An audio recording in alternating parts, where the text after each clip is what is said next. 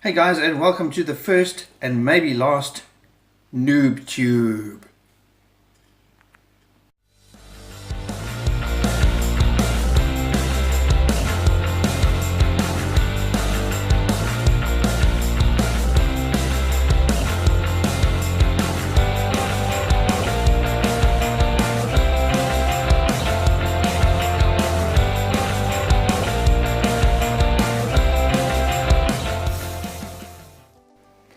Yes, it's called Noob-Tube because I am a noob, and but it's for the purpose is for other noobs or people wanting to get into the hobby.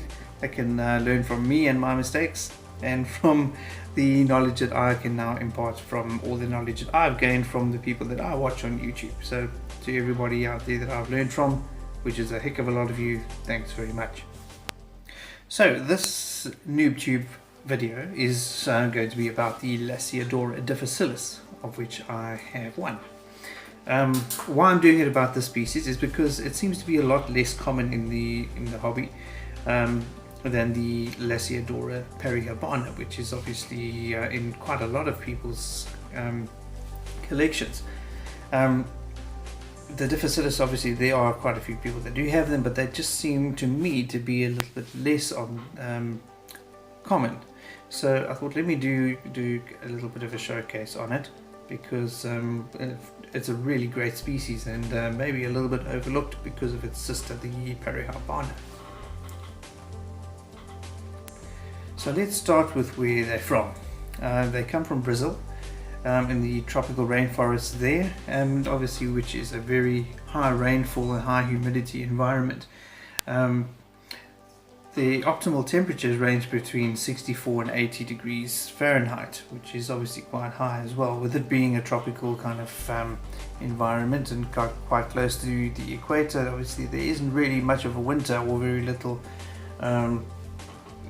cold weather at all, so they definitely need a high humidity kind of environment.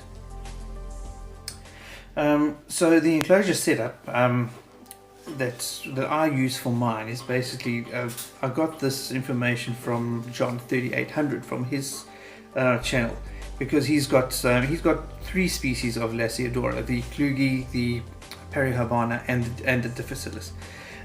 He says in his videos that the Dificilis tends to like a slightly drier kind of environment than the perihabana does. I'm not sure if that's because of their natural habitats where they come from in the specific rainforest in Brazil. But he says his perihabana seems to enjoy a slightly wetter kind of substrate, and the Dificilis likes a drier one. And he keeps his Dificilis the very same way that he keeps his Chilean rose, which is basically a dry setup, dry substrate, and he overflows the water dish or mists every couple of weeks. Then we come to the appearance between the two, the Lasiodora perihabana and the Lasiodora Dificilis. To me they look pretty much identical. John 3800 has a video where he actually compares the two. He puts them next to one another, and he compares the two and points out the differences, but I couldn't really see a difference in that video because the lighting wasn't, well, maybe it's just my computer, but I couldn't really see a difference between the two. But according to what he says, the salmon pink, obviously according to the name, is pink, so it's the hair on the tarantula is a little bit more pink, and the Lasiodora Dificilis, which is the Brazilian fire red bird eater, its abdomen has a far deeper red hair on it. He also says that the Dificilis is a little bit more scruffy. Its hair is a little bit more scruffy than the perihabana. So that would be the difference. I couldn't really see a difference in the two, and looking at the internet as well, I can't really see too much difference in the two on the photographs that you can see on the internet as well, because obviously there's different lighting aspects to each photograph. So they do look pretty much identical to me, so I wouldn't be able to say it. So I have to go on what John says and say that the Lasiodora Dificilis can be differentiated in appearance from the Perihabana by the red hair on the abdomen being a lot more pronounced than the more pinky color hair that is on the Perihabana. Right, now we come to the size of this particular spider, the Lasiodora Dificilis. I did a bit of looking into it on the internet because I've only got a small specimen. But somebody, I can't remember which website it was or which video it was, but they said that this particular species can get up to 11 inches in leg span, which is absolutely huge. If you look at this on a ruler, this is pretty much the length.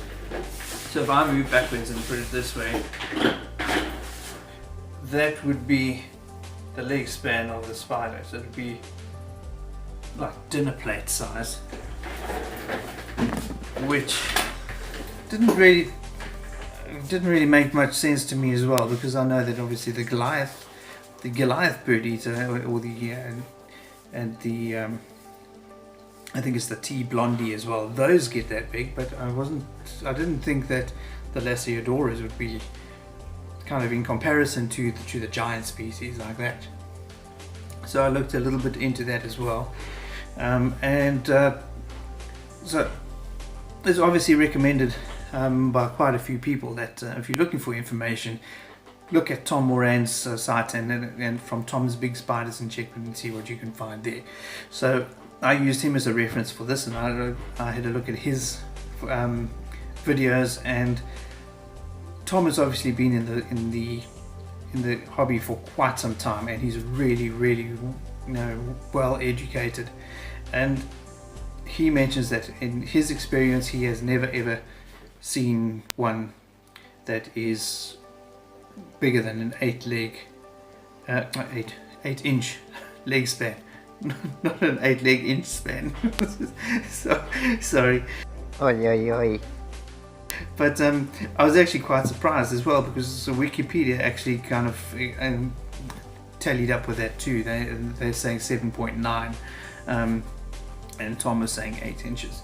So Wikipedia sometimes isn't the the best kind of source of information. It can be a bit dodgy at times, but I think everybody knows that. But yeah, so I'm going to kind of set my sights on an 8 inch leg span as the kind of max size for this species. In speaking about the leg span, basically that brings us back to the growth rate of these spiders as well. I have a Chilean rose that has molted 3 times since I've got it in October last year. That was about a 1/2 inch sling when I got it. It's now maybe 1.5 inches. The Dificilis, I got that a month later. That was November 2017. I got that specimen, and that was a 1/2 inch sling. It's molted 3 times as well since that, and it was in the middle of March that it did that 3rd molt.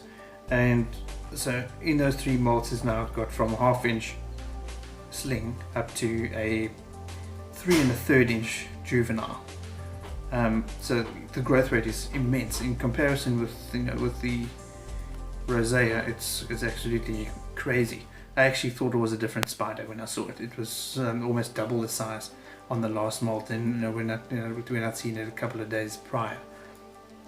So yeah, if you want something that grows really quickly and eats like a complete machine, then this is definitely a species for you to get.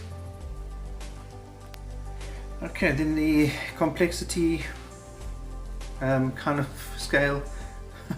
It is by most people in the hobby is seen as an intermediate species, so not really great for a beginner to start off with.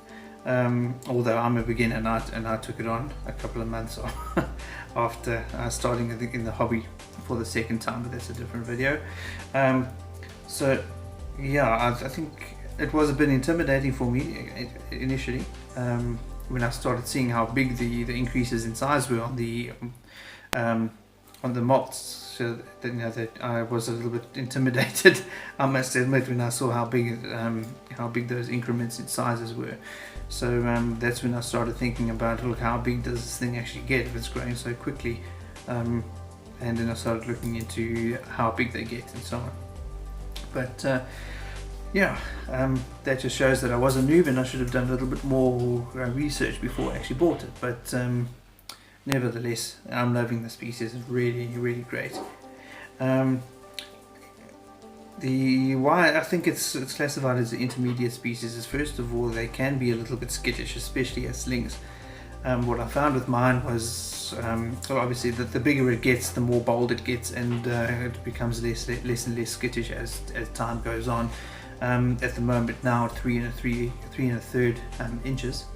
It likes to stay outside of the hide a lot of the time, and in fact sits on the side of the glass, just sitting like this for most of the day.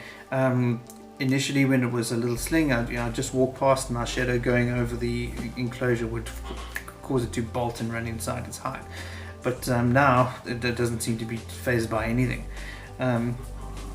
So another reason for it being an intermediate species is because of its feeding response. I would not recommend that you put your hand in to take out a water dish that's empty, or to clean a water dish. Rather feed first and then get it busy with something else before you put your hand in there, because their feeding response is very, very enthusiastic. So I wouldn't say aggressive, but I would say enthusiastic. So if you put your hand in, it's going to go for it, because it's going to think it's food. They do have a strong feeding response. So yeah, as a beginner, I think it might be, well, for me it was a little bit of a shock at how quickly they grow, and in how fast they are as well, despite the size that they are as well. They are lightning fast, and I believe from watching the videos of John 3800, they are extremely quick, even up to 6 inches. They are massively fast, so that could be quite a scary thing for somebody that's new. So just be careful of that. So I hope you enjoyed this first Noob-Toob, and here are a couple of clips or pictures of my Lasiodora Dificilis for you guys to enjoy. Cool, and we'll see you in the next video. Bye.